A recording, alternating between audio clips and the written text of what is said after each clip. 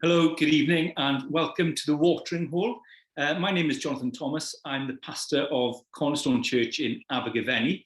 And once a month, we hold these Watering Hole sessions on YouTube to discuss different issues in our world today and what the Christian response is to them. Now, this evening, we've got a special guest with us, David Morgan, who's come from an organisation. He's representing an organisation called A Rocha, but I won't tell you about them because he's going to do that. But with more and more news about a climate emergency, with more and more people being aware of climate change, we want to ask the question this evening, where are Christians in all this? Or more specifically, are Christians partly to blame for climate change? And so to find that, David's going to come and he's going to help us think through that question. And this evening really is a two-way. So in the first half, David is going to give a presentation and we're going to watch a couple of videos. And then in the second half, it's over to you. You can ask any question, so on something David has said or on something you've heard before, something you've always wanted to do with climate change or the Christian faith or anything connected with those. Now, the way you can get involved is through Slido. Now, Slido is an internet web-based system whereby you can go to Slido and we'll put up the information here. You can see it there below me. You go to slido.com and you put in the code that's below us. You can see it 175448. And once you put that code in, it will come onto the Slido system for us. And then in the second half of our time together, we will try to answer those. Well, I say we will, David, to answer those questions. So that's what's going to happen this evening. But look, you've heard enough from me now. Let me hand over to David Morgan. He's going to explain where he's come from, what he's doing, and talk to us about climate change and whether Christians are partly to blame for it. David, over to you. Thanks, Jonathan. I will firstly just share the screen before I try and speak a little more. Okay, so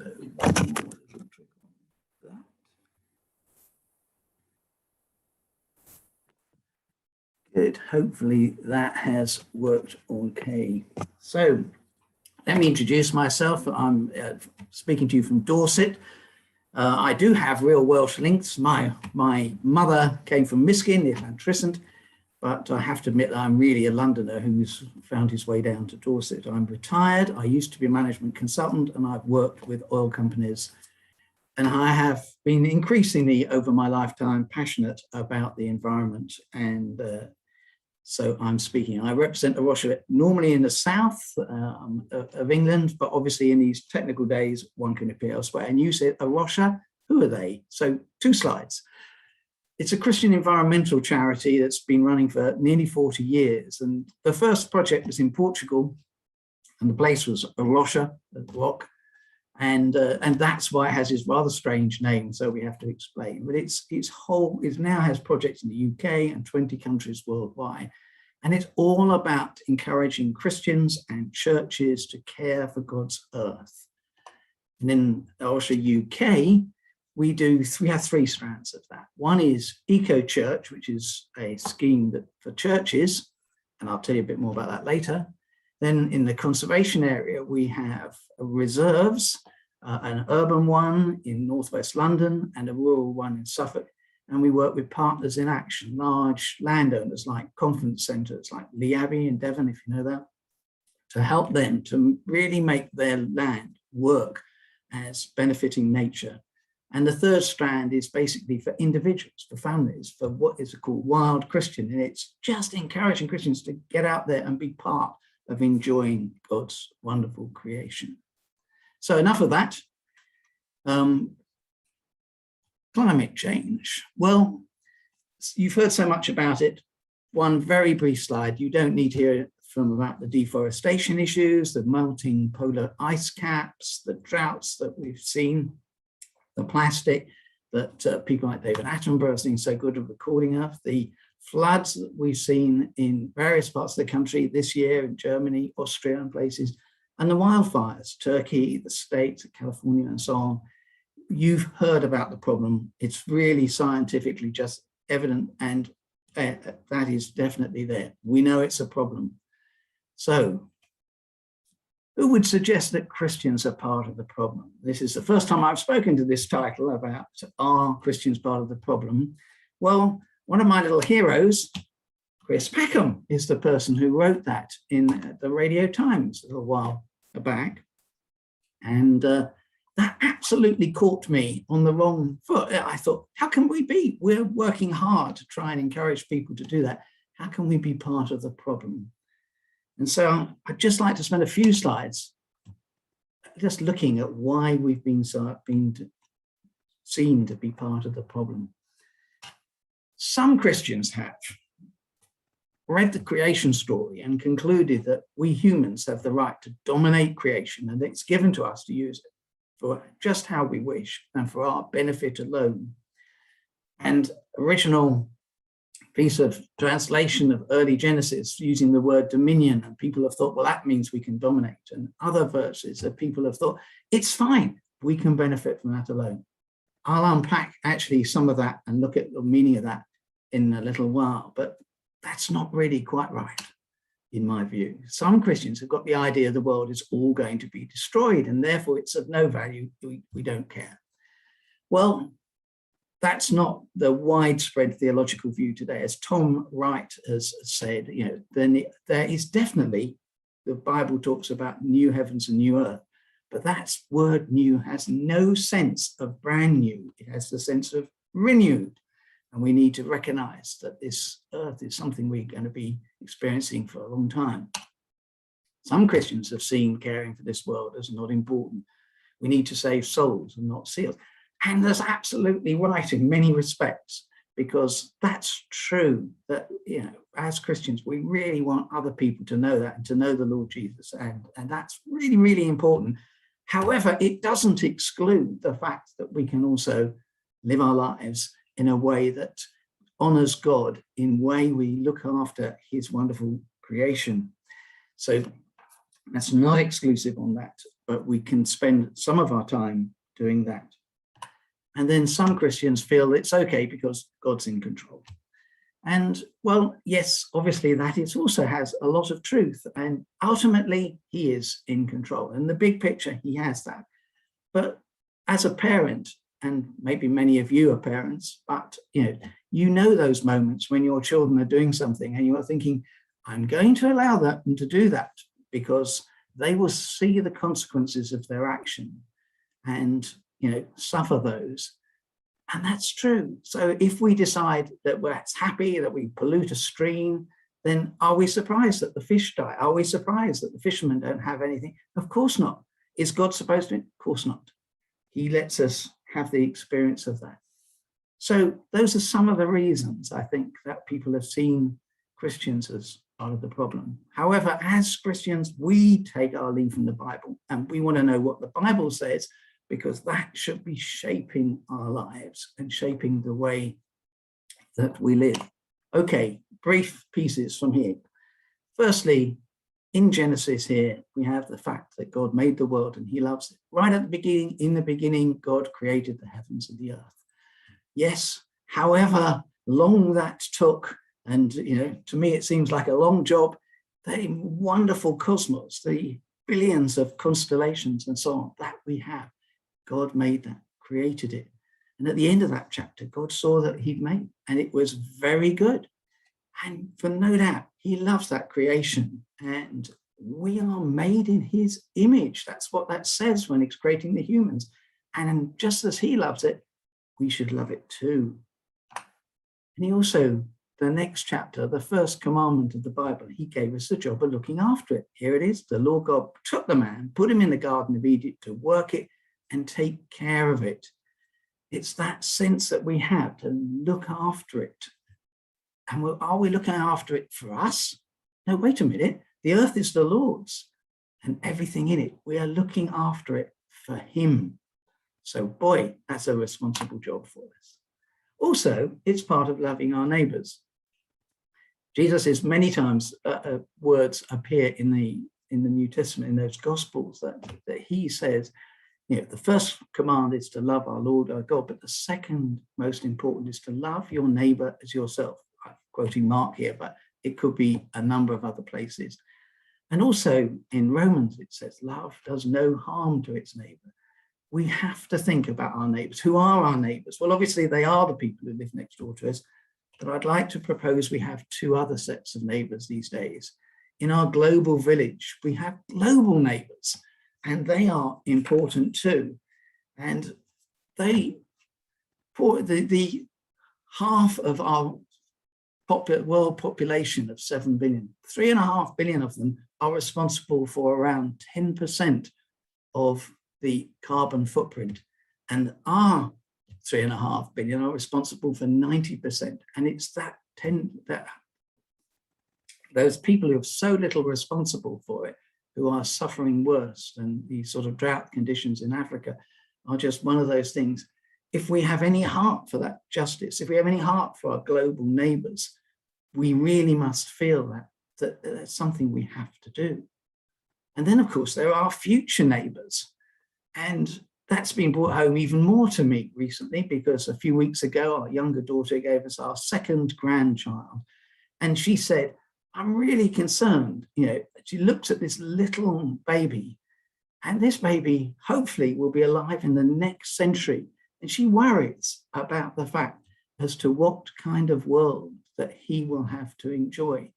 And yes, we have to think about those future neighbors, because we have this world on a leasehold, not a freehold. We have to look after it for those future generations. So there's what the Bible says and a little explanation on that.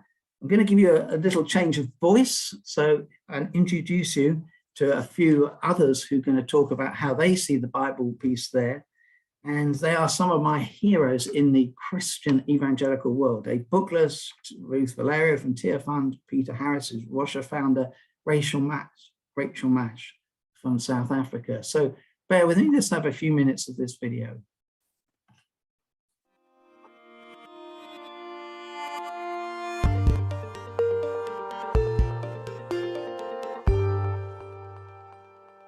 Creation care runs like a kind of golden thread right through the whole of the scriptures, and you can turn to almost any passage in the Bible and actually find God's purposes for the whole of creation within that passage. So when I look at the Bible, I see 4 very simple points when I think about these issues. I see firstly that the Bible tells me that God made this world and he loves it, Genesis 1:31. So this isn't something that God has made that he thinks is rubbish and is going to throw away. It's something that he absolutely loves. He thinks it's amazing. And really, we don't need to go any further than that. If we love God, then we want to love what he loves. And if he believes that this world is valuable, then as part of our worship and our service of him, we want to be looking after it and placing value as well. So God made this world and he loves it. It's gone wrong because of us. Genesis 3, the fall, we can see that. We know it today when we look at all the environmental problems that are there. We know that it's because of us. And yet the Bible also tells us that we've been created in order to look after what God has made. We're like the original gardeners, Genesis 2:15, placed in the garden to till it and to tend it and to look after it. And we are here to be God's image, to be his representative. The image of God is like a job title that we're given to look after it and to take care of this world. But it's gone wrong because of us. But finally, Jesus died for the sake of this world, and he has a future for it.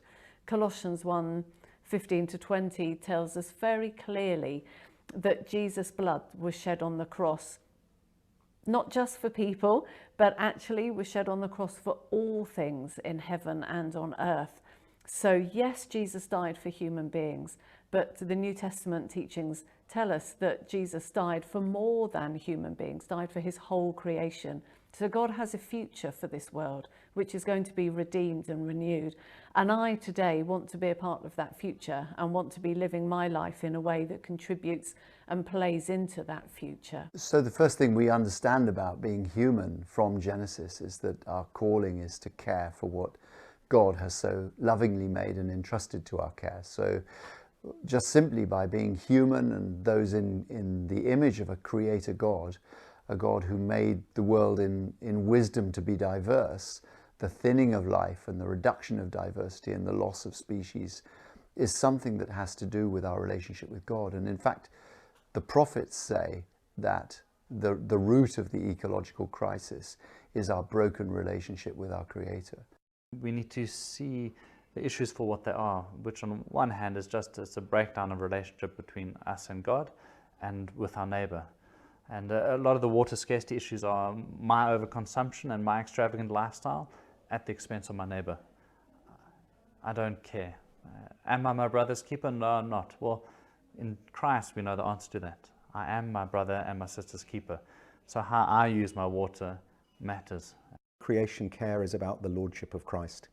If all things were made by and for Christ, and if he not only became part of creation, but through his death and resurrection reconciled all things to God, as Paul says in Colossians 1, then actually creation care is part of making Jesus Lord. One of the most famous verses in the Bible, which I think we all learned at Sunday school, was John 3:16. God so loved the world that he sent his only begotten Son. And I know for me growing up, all my years, I always just thought that meant human beings. God so loved the people in China and the people in America and the people in Afghanistan that he sent his only begotten Son. But the word in the original text in Greek is cosmos. And if we understand that and read that, we understand that whole scripture in a different way. God so loved the world, God so loved the cosmos that he sent his only begotten Son. That means he loves the human beings, yes, but he also loves the fields that sustain our flourishing. He also loves the mountains and the grandeur. He also loves the rivers that run free. God so loved the whole cosmos that he sent his only begotten Son. Well, hopefully that was a different voice, just looking at what does the Bible say. And hopefully now we're feeling comfortable that this is something that is a responsibility of Christians to do that. I like those phrases from David Buckler's, creation care is part of making Jesus Lord. That's a really good one. So I'd like to look in this second part as how should we care? Because it's all very well intellectually agreeing that it's important, but what does that look like? And I want to introduce you to circles of responsibility, because all of us have around us different things, me, my church, community, country, and world. And I just want to roll that out a little. Obviously, starting in the middle with areas for me to consider about how I can do that. I'm going to cover it in food, travel, energy, and waste. So in terms of the food I eat, do I plan meals so that I only buy what I know I'm going to actually use? I mean, the average family in the UK throws away around £700 worth of edible food a year. That is staggering. I find it hard to believe, but so the stats say. And all of that goes into landfill. Much of that then contributes to global warming. Do we buy food with less packaging? Do we check the food miles? Do we eat stuff that is in season and not the stuff that's out of season? Do we look for sustainably caught fish? Do we care about the conditions that the animals were kept in? Are we in a position to grow some of our own food? We've really got into that in the last years. It's a great way to experience that. What about the way I travel? If I'm able to, can I allow myself a little more time and walk or cycle rather than jump in the car? Is that public transport? Maybe not, but maybe an alternative for longer journeys. What is the real cost of cheap air travel? And do I offset that when I have to fly? We've had to fly, we have family in different parts of the world, and Russia have a climate stewards offsetting facility and scheme. Do I drive at the most fuel efficient speed? And if I'm changing my car, do I think about perhaps having an electric car or a hybrid? So the way I travel is important. The energy I use. Can I turn the thermostat down on my central heating? Can I cut down on heat loss from my home? Can I get electricity from a green supplier? that's one of the easy opportunities. And there are green and green. Some are not so green. I just encourage you, we can talk a bit more about if you have a question, but look for suppliers where you know that the money you use will be used to get extra green generating capability. So that's an easy way that all of us can do it, and it doesn't cost a lot. There is some cost, I have to say. Do we leave appliances on standby? Do we turn the lights off? Do we have lids on our fans? Ways that we can cut down our energy use.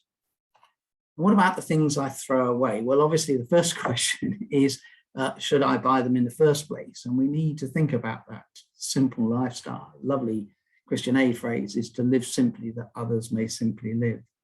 That's one of those really catchy things. Yeah, have we got our e-coffee cup, reusable water bottles? We take our bags shopping. Do we avoid the purchase of anything in single-use plastic?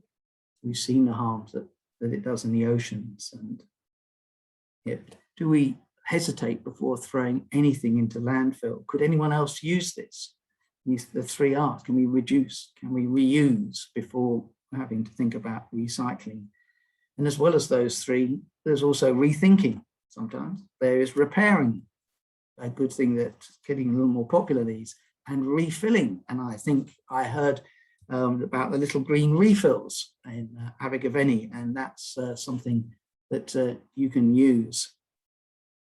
I'd say in all of these areas, there's a great book that Ruth Valerius and Ellis for Lifestyle that gives you and unpacks this much more. But apart from me, my church is next. And in fact, this is my church here in Wimborne, St. John's, and Eco Church is the scheme that is being set up to help churches, and more than 4,000 churches in England and Wales have already engaged with this scheme. What does it do? It covers these 5 areas and looks for consistency. And it is a survey, but it's really a sort of work-to list of activities that you can do, should do, might well want to do. Firstly, in worship and teaching. Why is that first? Because behavior follows belief. It's important that we're teaching that. I know I've heard Jonathan speaking on this subject not many weeks ago, and that's great to hear that, and that we show that in our worship, and we appreciate our wonderful creation. And then what do we do in managing our buildings and lands? I think in your case that may not apply, but that's okay. But there are many different areas of that. And then what about community and global engagement? What are we actually doing that can contribute in our community and in the wider world with people like Tearfund? And then finally, what is the church saying about lifestyle to the congregation? And then there's my community, going out on the next level of that. Are there sustainable activities in the Abergavenny district? So here in Wimborne, as churches, we've been doing some activities to help people face up to carbon footprint and deal with creation care, but so have some secular organisations, and we've joined together. And next month, we're running our 2nd Wimborne Green Festival together, working together. We have like minds, we have a sharing of that. It's really great to do those sorts of projects. And lots of people who probably had not a very good view of the church have completely changed their view of that, and that's great. Links with schools are an opportunity in our community, and somewhere where we can show our faith aspect of caring for creation and dealing with climate change. And then there's local practical conservation, can get involved with some of that. As Christians, we have a great reason for doing that. Can we encourage cooperation, building relationships with people around that? And finally, an area which I think we're going to see a lot of growth, coping with eco-anxiety. I think, as I mentioned with my daughter, I think we're going to see a lot more of that, and there seems evidence of that. Some things that a couple of churches have done in their community. On the left, there's a church which has put a community vegetable garden in its front garden, in front of the church, and that's great. And on the right, there's a Second Helpings Cafe that one church is running with food that would have been thrown away. And that's a real excellent testimony to the sort of thing we can do in our community. And then in the outer circles, My Country and My World. Well, I hope that's the right picture for David Davis, for your MP. Apologies if not, but I am interesting. I checked up on his voting record, and the comment is, Mr. Davis usually votes against action to reduce climate, our carbon footprint. So basically against things which are good for our climate. We need to be speaking up as Christians and making sure the voice is heard. Now, MPs like to do popular things, and to be perfectly honest, some things that we need to do are not that popular, because we probably need to fly less and we need to do a number of other things, and that's not so popular. But they need to know that Christians are in support of them making those tough decisions, and that's particularly true this year. And it's particularly true because we're going to have the UN Climate Change Conference in November, starting on November the 1st. And our government needs to understand that Christians and others, and there are many others who are joined together in the Climate Coalition, including Tearfund and Christian Aid and some secular organisations, are trying to speak into the government to say, look, we are prepared and ready to make changes that will reduce our impact on the climate. And of course, around all of that is the important question of praying. And if we pray for that, we know that that's an important aspect, and God does change things. So My Country and My World, the outer side there. So briefly, I want to just remind you that life's a peach and not an orange. What? You say? What I mean is, it is easy to dissect our life into different portions, our church life, our home life, our work life, all of the different aspects of that. That's not how life really is. Life is much more of a peach, with it all coming together. And that's important, that all of our things show that our home life, social life, our church life, and our work life, so that as a whole, with all of our attitudes as followers of Jesus, that includes our recycling and our carbon offsetting and our secondhand clothes and our woven, all of this is woven together in a peach piece, not segmented out into an orange, because we need to take every day, our ordinary life, our sleeping, eating, going to work and walking around life, and place it before God as an offering. We know that, and particularly in this year. So, are we going to be part of the problem, or are we going to be part of the solution? That's not so easy. It sounds glib, but it's not that easy. And I just want to show you a few minutes of video, and then we'll go to questions. And this is a young mother with very small children is writing to her grandchildren, so a letter to be read in the future. And it speaks to me, and hopefully it will to you.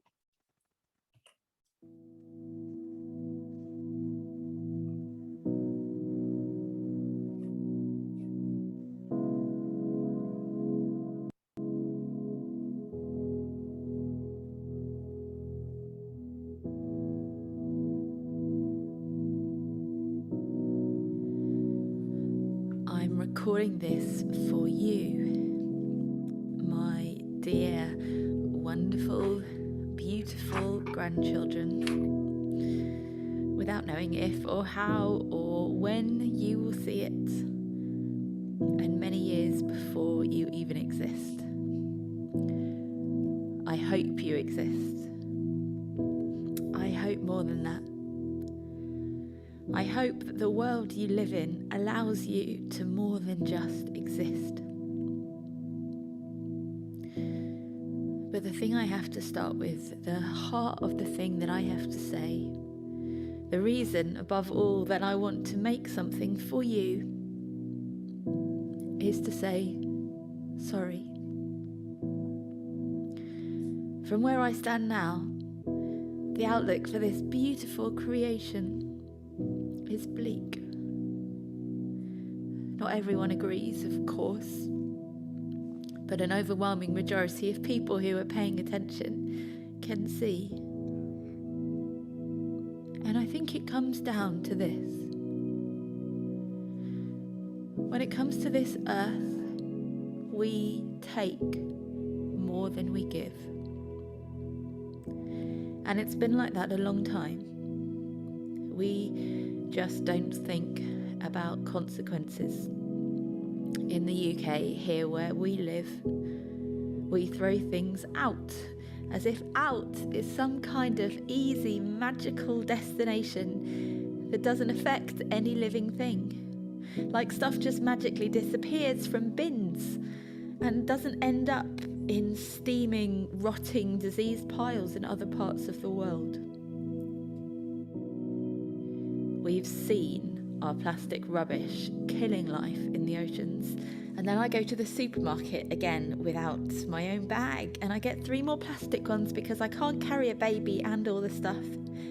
And I go in the car instead of walking, and we don't even have an electric car or anything. It's your great-grandfather's hand-me-down diesel because he gave it to us and because we needed it. We are still destroying the rainforests. I learnt about that when I was a kid, and now I'm nearly 40 and we are still doing it. I mean, I'm not doing it, but I don't know how to stop it. Our airports are still trying to expand and to build more terminals and persuade more people to fly. And our family, we fly places because it's faster and it's cheaper than going another way, and because that's how we get to family. And maybe that makes you feel sick. It makes me feel sick and horrified and overwhelmed. We're not living this way because we're ignorant or we don't realise. We know. I know. I am part of the problem, and I have to tell you that. I buy things because they're cheaper. Life is complicated and exhausting enough, and some days I just can't bear to make it any harder. I guess I'm a coward. And so are our political leaders. They lack any of the courage needed to change course. I wonder whether you believe in God. I do. And I wonder if God will act. Or when. When we are so arrogant, so bent on our own destruction, it's like we think we're immortal. We are reckless with the lives of others.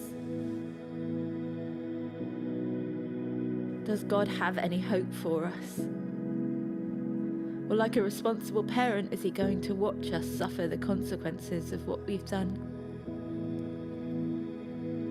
But the horror is that I'm not suffering. Right now, it is other people, and it is other people's children in other parts of the world. And maybe it's you, my grandchildren, those who are to come, who suffer.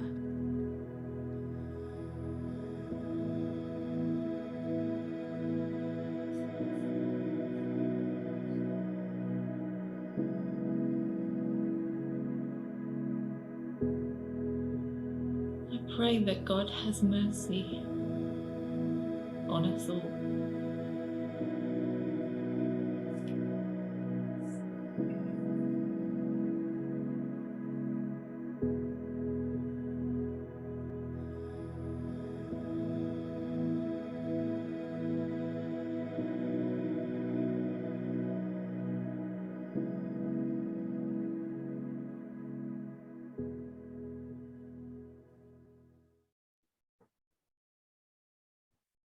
Let's just have a few moments of quiet just to reflect on that. It always brings a tear to my eye.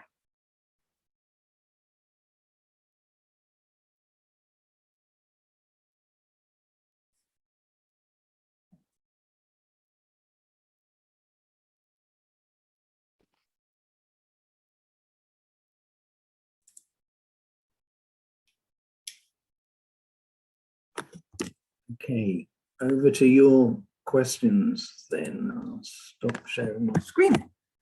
David, thank you so much for that. That was incredibly helpful. And as one person has commented, that that's a very powerful film, really moving and resonates. And it truly does. I think in that film, there's a moment where the mother talks about the rainforests and says, you know, I was taught this as a child and it's still happening.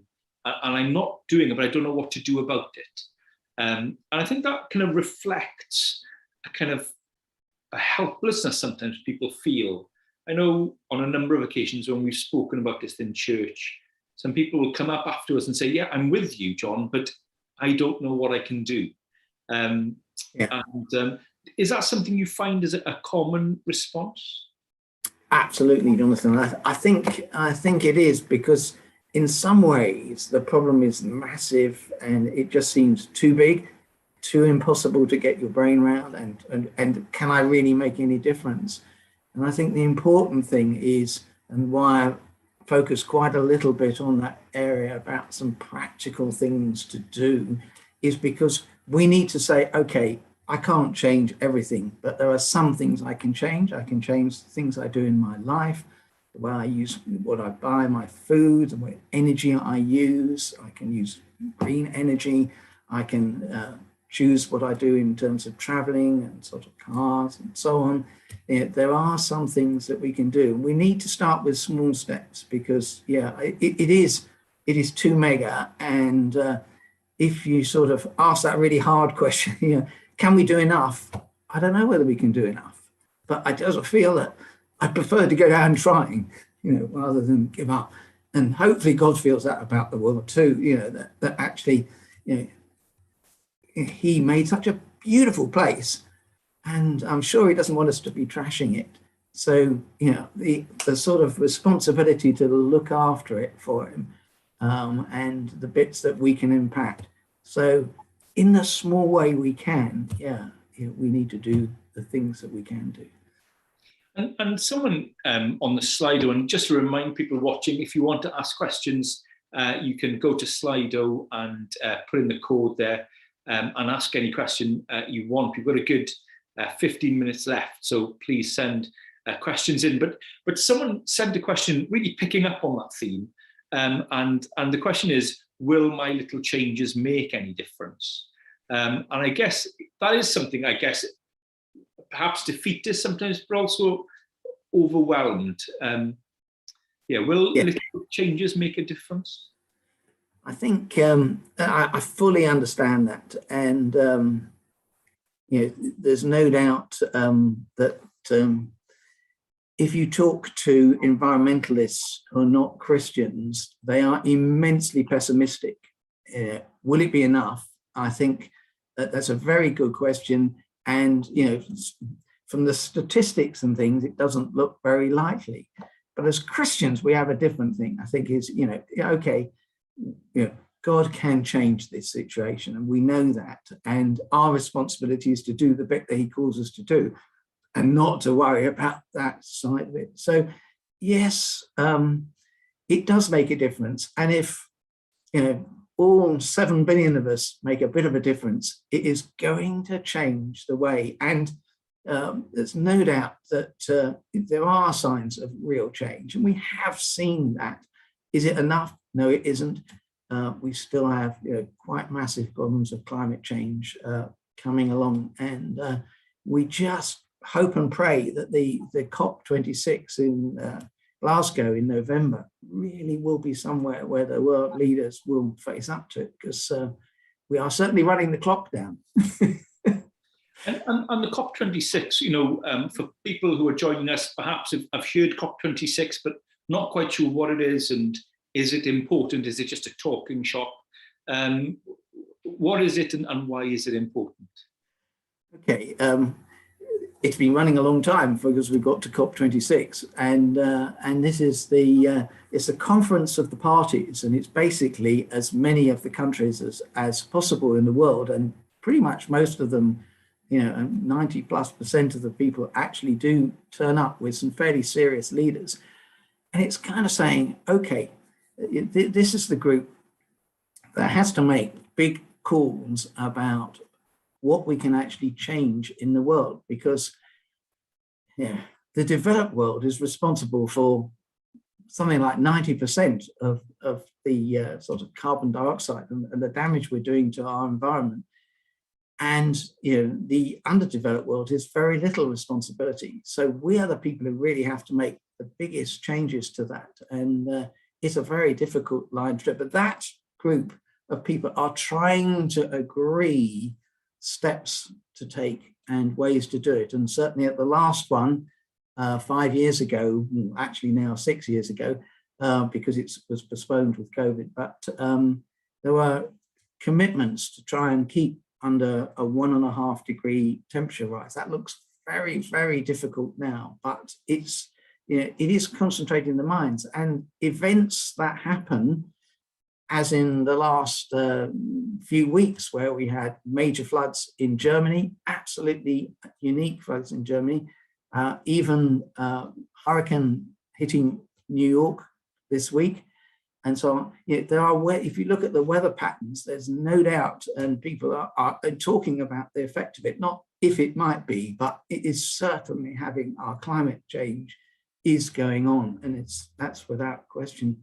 It is very much going on. Sorry, I'm not sure. Have I answered the question? Yeah, no, that's really helpful. So the COP26 is coming fast. And I think what I've been encouraged by is how much people know about it, and particularly churches, with the work of Arosha and Tearfund and other organisations in kind of raising the awareness. Now, we've got a couple of good questions here in terms of politics and in terms of trying to engage. And it was really helpful, actually, that you pointed out about David Davis, our local MP. So here's a couple of questions on that. How should we raise our voices to policy and decision makers? And how can we demonstrate our integral faith in our protest? It's a good question. Okay, just making a note because my brain will go otherwise. Yes, I think,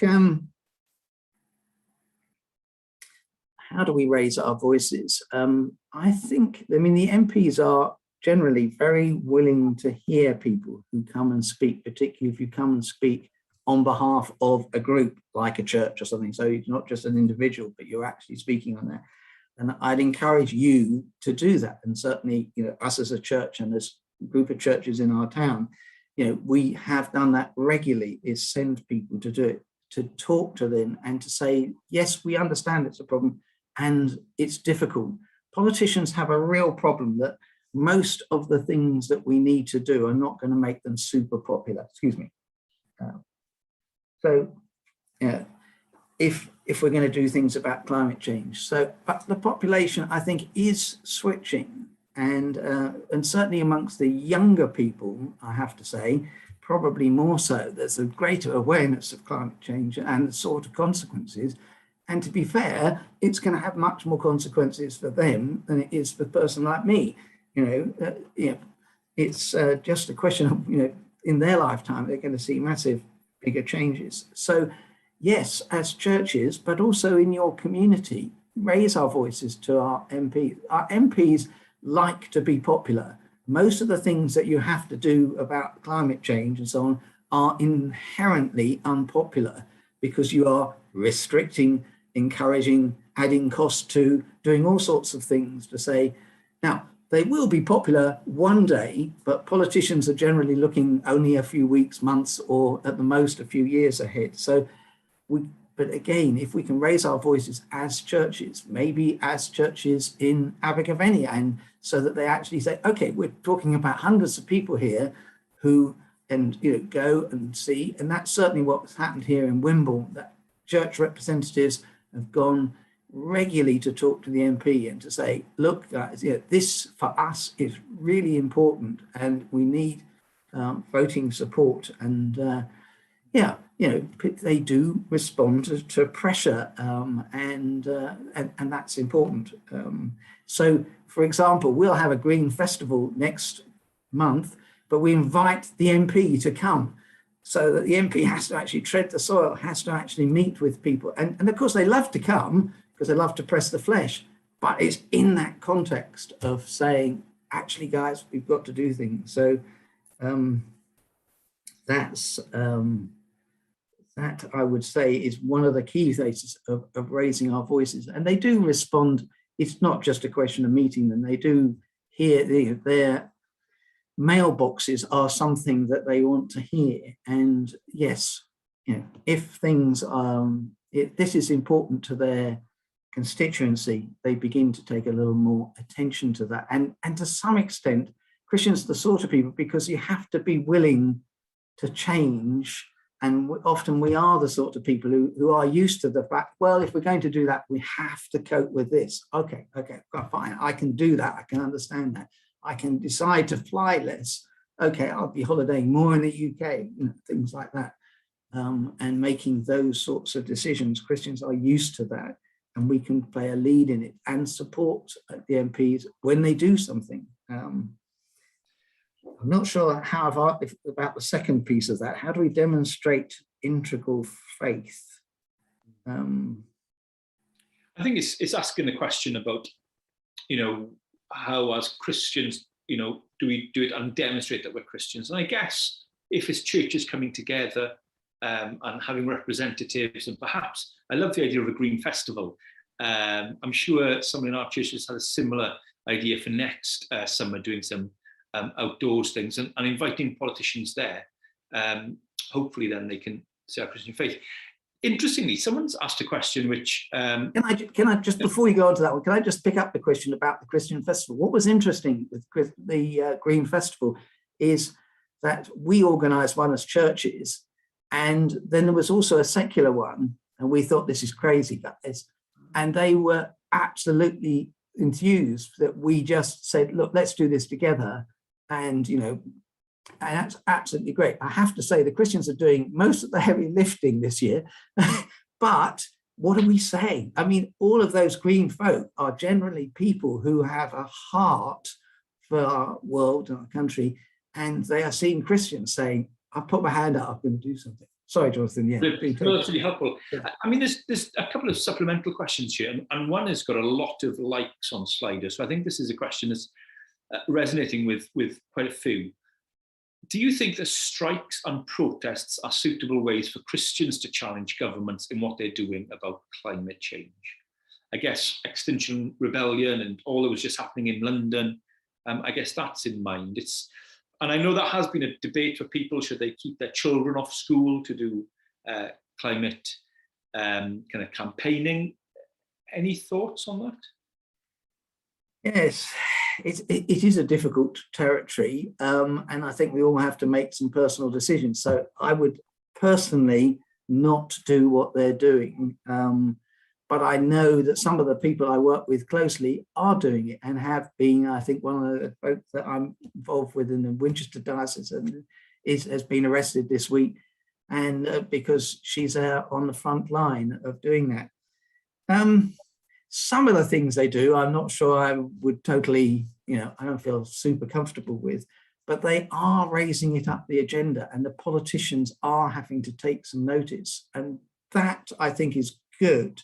So yeah, you know, on balance, I think, you know, it's not a bad thing. I'm glad that I don't have to do it, but then glad that, you know, in a way that someone is raising that and is in the public domain. But not everything they'll do, and you know, they're not a perfect organization, so you know, at all.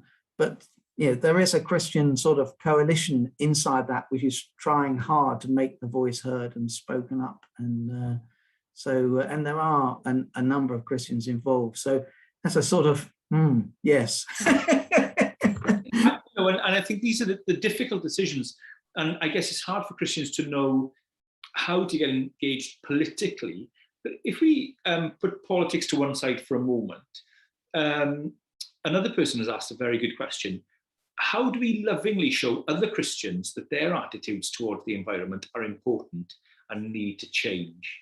And that's a good one, isn't it? You know, talking to peers. How do we do that lovingly? That's a very good question. How do we do that? How do we do it? I mean, obviously, in a sense, our lives hopefully demonstrate ways that we do care for the environment. And so, you know, maybe you volunteer on a wildlife trust or something like that, and people say, oh, well, why do you do that? What does that? Maybe you find that you walk to church even though you used to drive, because you're actually saying, okay, actually, I can take 10 more minutes and actually walk there and reduce my carbon footprint for that. So kind of demonstrating it by showing it in a sort of loving way, but also there is the moment for challenge, isn't there, for saying, yeah, okay, how do you feel about the consequences of what you're doing? You know, and there are certainly friends that who I would sort of say, you know, kind of, well, it's all very well flying off on your second or third holiday of the year or something, yeah, but have you thought about the consequences of that? And sort of, and sometimes it is ignorance. I mean, obviously there will be a few people for whom, you know, they really don't care, but that's, in my experience, a really small minority. Most people are just ignorance. They haven't bothered to get involved. They haven't seen that. And sometimes it's Christians who say, well, it's all in God's hands anyway, you know, so why do I have to bother you? So like, no, hang on, God gave us this wonderful, wonderful world and, you know, said, look after it. We seem to have lost track of that. But occasionally you will come up against Christians who think, no, it's all right, you know, it's all for me to just wave. I think one of those pieces about the fact that, you know, the most common thinking about end times, if I can use that phrase, is that it is on this earth. And actually you sort of think, actually we have a responsibility for it to be in some sort of shape. Now God can transform it, and, you know, no doubt about that, but it does help us to think, actually, you know, some of the Americans I've heard say, well, it's all going to burn, you know, that's just not what most people think is going to happen. We don't know what's going to happen, but fortunately God is the one who does. No, that's helpful. Let me give the last question and kind of turn it on us. It's a great question that's been sent in, and I don't know if you'll have an answer to this question, but it's a really helpful question, a very honest question, and probably the best one to end on. What's the most important change we can make in our everyday lives? Now, I don't know if you've got an answer to that, and you may want to have more than one thing, but what is the most important change we can make in our everyday lives? Yeah, like most people would give them one choice, want two at least. I think the two I would go for is one is about the energy we use, and seriously look at going for a green energy supplier. And as I think I mentioned before, there's sort of green and really green in my view, but even if you only go for a green, not necessarily a you know, I like to think that the money I'm paying is going into supplying an green electricity into a plant that is doing that in a renewable way, and that's great. Unfortunately, also lumped in with just green are people who are buying REGOs, which is a sort of government arrangement, and at the moment, so few people are taking green electricity that you're not actually adding to that. There's a long answer to that, but I won't bore you with that. So firstly is go green, and go to a really green, someone who just supplies green energy. So I won't do a commercial, but there are at least 3 of those really good outfits. And the other thing would be in terms of food, just start to think carefully about where, you know, is this seasonal? Is this, can I grow some stuff? Growing is wonderful to just make you really appreciate. So I have to say, we've only done it for 7 years. So there's quite a lot of my life we didn't grow anything, you know, to eat. You know, it is something that helps you just engage with it, and you have I think a greater appreciation. But look at those things and ask, is it in season? Do I really need to, you know, do that? Can we use seasonal food? Can I have low food miles? You know, the stuff grown in and around, you know, Abergavenny and so on, I'm sure that you can do. And yes, it isn't always the cheapest, because the cheapest may be still shipped in from some very far foreign field, you know, and that is one of the difficulty areas that you know, one has to be realistic. As Jenny Flanagan was on the video, you know, sometimes I just buy the cheapest, you know, because you know it is easier. And so that what I would say, yeah, tread that. Look at the food, and look at the energy supply, and just start to ask yourself questions about your life. And as you look at that, yeah. I'm going to pinch a third one. And if you fly, go to Climate Stewards and offset, and just engage with offsetting, because it will make you look at your energy footprint and think about, okay, what can be done? And they have some great projects that you can invest in it. So it's not disappearing into a black hole where somewhere. They're a great bunch of people, and kind of operate out of Bath, so not far across the border. That's brilliant. No, thank you. That's really helpful. I think the whole idea of energy and food, or energy and eating, and I think that's really helpful. That's something we can really kind of look into. Thank you for those questions to everybody who's been watching. That's been really helpful. I think lots of us have a lot to think about now. Now, David, you've helpfully given us a long list of great resources of people, if they want to have a journey into this. And so what we've done, we've made that available on the church website. So if you're watching this, you can go to our church website, which is abercec.org.uk. Go to abercec.org.uk, and on there you can look up this whole issue of climate change. And David then has given us sheets of links, which are really helpful things for us to look at. And as well, there's the organisation A Rocha. Folk, you can Google that or look up A Rocha. Lots of help there. David, is there anything you'd like to say before we farewell people?